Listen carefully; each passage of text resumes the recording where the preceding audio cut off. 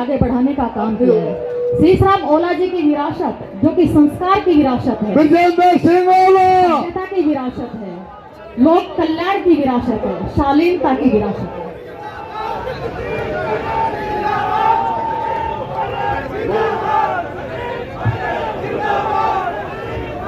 Sachin Pilot, Sachin Pilot, Congress party.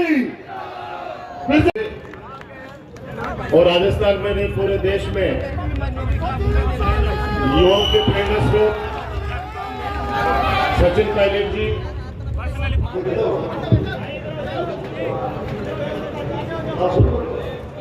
Lal ji पूर्व प्रधान, रघुवीर सिंह जी सतपथ देवता, अमर सिंह जी बुडानिया, मनोज कुमार जी, ओम प्रकाश जी लामा, उमराव सिंह जी ककरा।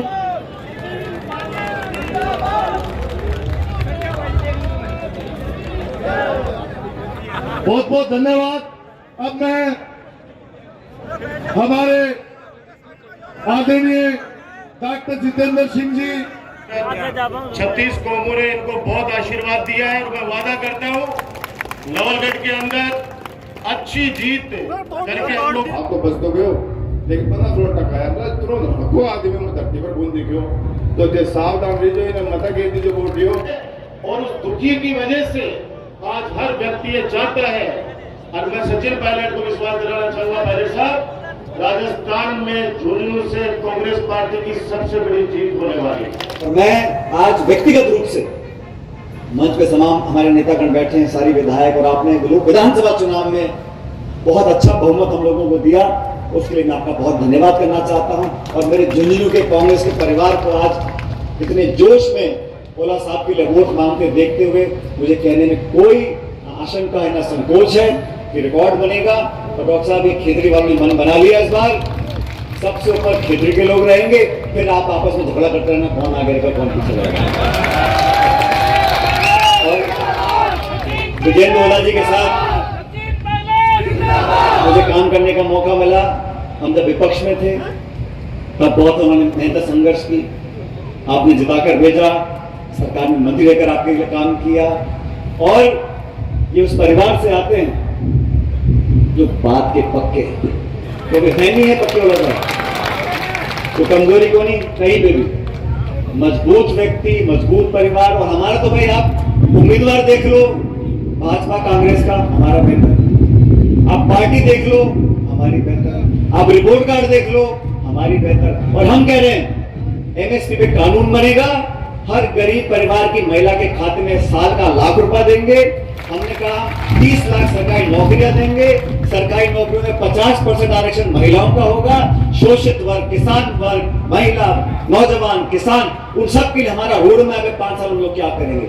और भाजपा से आप पूछो तो हिंदू, मुसलमान, मंदिर, मस्जिद, हिंदुस्तान, पाकिस्तान, बस यहाँ टेप रिकॉर्डर खत्म, चौथे को बात कहने को है नहीं। हम भाषण दे रहे हैं, हम ये करेंगे, हम वो करेंगे। इसलिए मेरा आपसे करबद्ध निवेदन है, जिस संख्या में आज हम उपस्थित हो 36 कौम, इसमें कोई जाति बिरादरी धर्म की बात नहीं है। 36 कौम, कांग्रेस सबसे पुरानी पार्टी, 140 साल पुरानी पार्टी है। आप सब लोग मिलकर हाथ के निशान पर विजेंद्र ओला जी को दिल्ली भेजो। और मुझे याद है ओला साहब का दिल्ली की व्यवस्था थी, ओला साहब का मकान होता था 3 मूर्ति लेन में। और मैं तो अभी आपको एडवांस में कहकर जा रहा हूँ, जब ओला साहब जीकर दिल्ली जाएंगे, इनके मकान पे आप सबको न्योता दे रहा हूँ, चाय का, खाने का, पीने का, सोने का, दिल्ली में हमारा ठिकाना बन जाएगा। और व्यक्तिगत रूप से भी ओला साहब ने हमेशा सच्चाई का साथ दिया है, मेहनत का साथ दिया है, हम लोगों के साथ मिलकर काम किया है। तो मैं व्यक्तिगत आपसे अपील कर जा रहा हूं कि ये जीत हार भी हमारी होने वाली है। इसलिए जो श्रवण जी ने बोला, क्या बोला आपने, 1 लाख में भूल गया, 1,32,667, ये श्रवण जी ने बोला है। और मैंने कहा ना 10 साल से ये जो बोल रहे हैं वो हो रहा है, इसलिए इस बार भी वो होगा, रिकॉर्ड मतों से जीतेंगे। लेकिन आप सब ऐसे मुंडा लगा के बैठना नहीं है, मुझे पहले दोनों हाथ खड़े देखने चाहिए। सारे लड़के बैठे हैं, सारे पीछे वाले भी, मंच वाले भी, मंच आगे, और नारा दे जोरदार, कांग्रेस पार्टी, कांग्रेस पार्टी। ये आखिरी तीसरा नारा है, ये जीत का जयकारा है। ठीक है, 4 जून को जब परिणाम निकलेंगे तो श्रवण जी की बात सच्ची निकलनी चाहिए। कांग्रेस पार्टी बहुत बहुत धन्यवाद। राम राम। पूर्व मंत्री, पूर्व अध्यक्ष और तुम्हारे जो वर्तमान लोकसभा सांसद हमारे पास आ रहे हैं, वो क्यों आ रहे हैं? चूरू वाले सांसद बीजेपी में थे, आज कांग्रेस में आए हैं। हरियाणा के लोकसभा के सांसद बीजेपी के, आज कांग्रेस में आए हैं। आप में अगर इतनी ताकत, इतना आत्मविश्वास है 400 पार करने का, तो कांग्रेस के विपक्षी नेताओं को क्यों अपने से जोड़ रहे हो? ये सिर्फ भाषणबाजी है, जुमलेबाजी है और लोगों को भ्रमित करने की राजनीति हो रही है। धर्म के नाम पर, मंदिर मस्जिद के नाम पर मैं आप लोगों को आह्वान करना चाहता हूं, ये देश प्रदेश में जो आज माहौल है, ये बदलाव का माहौल है। कांग्रेस पार्टी के तमाम उम्मीदवार जीत कर जाएंगे। और ओला साहब ने जो अपनी बात रखी, मेरा तो ओला जी आपसे एक ही निवेदन है, आप सबके नाम पढ़ रहे थे और देखो ओला साहब क्या ये मुस्कुराते कम है, सही कह रहा हूं? लेकिन जब राजबाला जी का नाम आता है थोड़ा मुस्कुरा के आप बोलो, कोई मुन्ना बिल्कुल इतना गंभीर चिंता डरवा की कोई जरूरत नहीं है। खेतरी तो जीतेंगे, झुंझुनू जीतेंगे, शेखावटी जीतेंगे, राजस्थान जीतेंगे, 28 में सरकार बनाएंगे। तो हो गया ढकोसलेबाजी, सरकार बना ली बीजेपी ने, सरकार बना ली आपने। इन 4 महीनों में ग्रामीण क्षेत्रों में काम सारे ठप, मंत्री रूस कर बैठे, सेक्रेटरी पता नहीं कौन लगा रहा है, हर 2 दिन में बदले जा रहे हैं।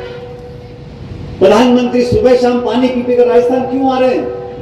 उनको मालूम है यहां से बिस्तर बनने वाला है, कुछ बचेगा नहीं। यहाँ पर किसान, नौजवान, सब वर्ग, हम सब मिलकर साथ हैं। और कांग्रेस वो पहली पार्टी है जिसने घोषणा करी कि हमारी सरकार बनेगी तो हम एमएसपी पर कानून लेकर आएंगे। साथियों, मैं धन्यवाद देना चाहता हूं राहुल गांधी का, खड़गे जी का, उन्होंने कानून बनाने की बात करी है। बीजेपी को 2019 में ये 300 पार कर गए।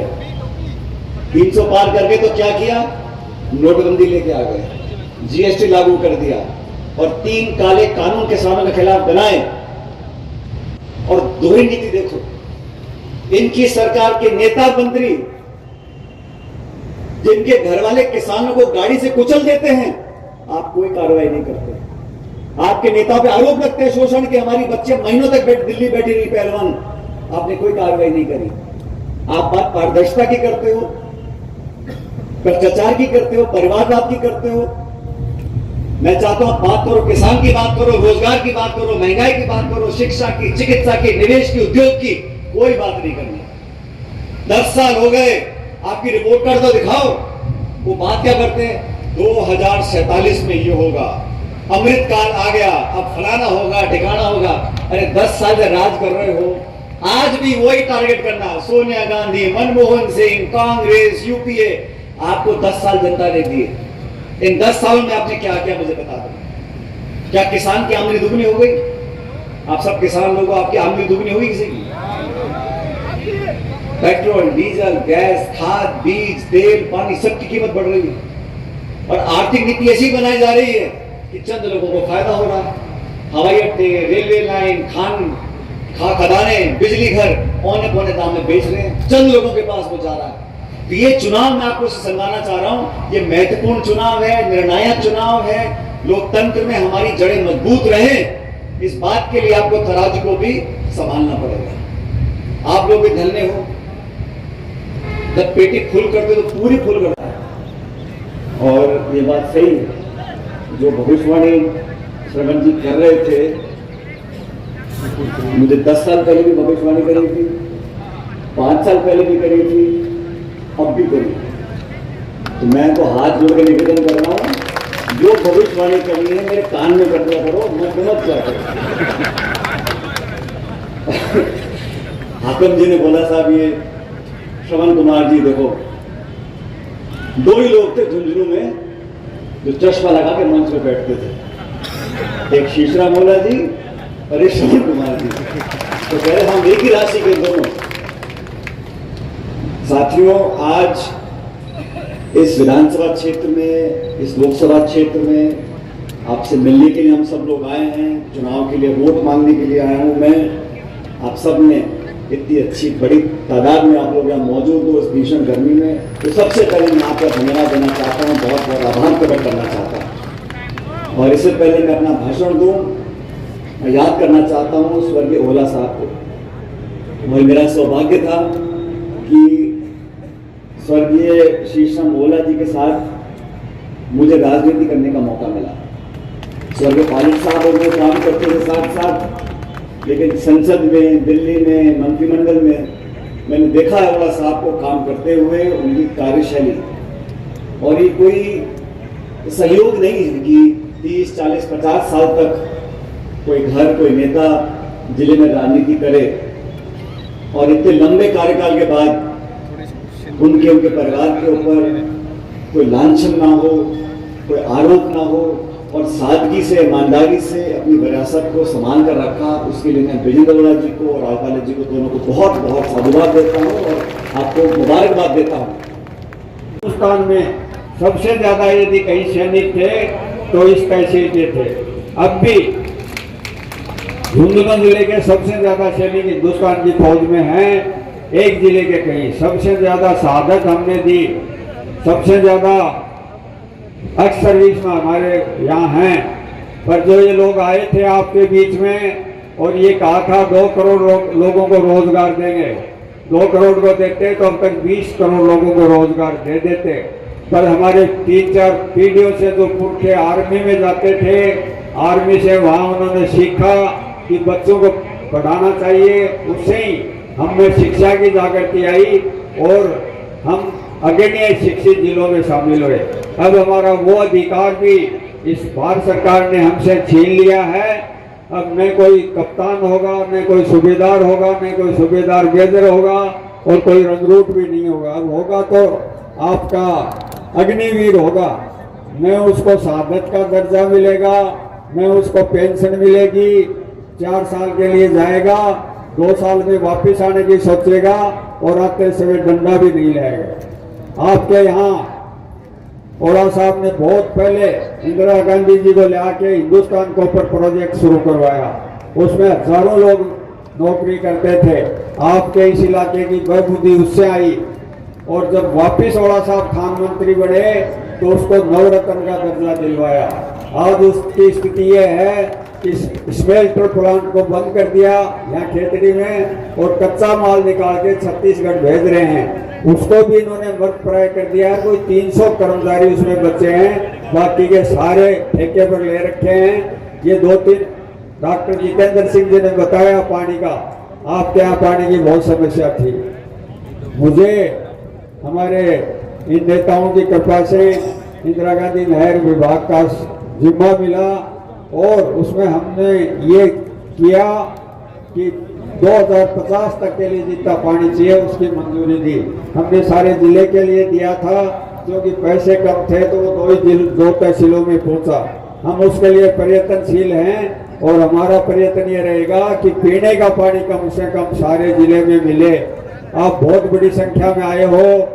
क्या सब लोग बुज़दिल हो गए थे इस भारतीय जनता पार्टी के इन ओछे और झूठे वादों से, और जो युवाओं के साथ ये अग्निवीर जैसा खिलवाड़ कर रहे हैं? क्या हमारी आवाज उठाने वाला कोई नहीं था? इसलिए कमर कस लो और आज आप आश्वस्त कर दो कि खेतड़ी की जनता जागृत हो चुकी है और ये बड़ी जनसभा आज आपको विश्वास दिलाना चाहती है। आदरणीय पायलट साहब, आपका आज यहाँ आना हम जरूर सार्थक करेंगे। मैं तहे दिल से पूरे विधानसभा क्षेत्र की तरफ से, मंच की तरफ से फिर अभिवादन करते हुए यह विश्वास दिलाती हूँ कि हम आदरणीय ओला साहब के हाथों को मजबूत करते हुए लोकसभा में अपनी अहम जिम्मेदारी निभाएंगे। आप सबको राम राम, धन्यवाद।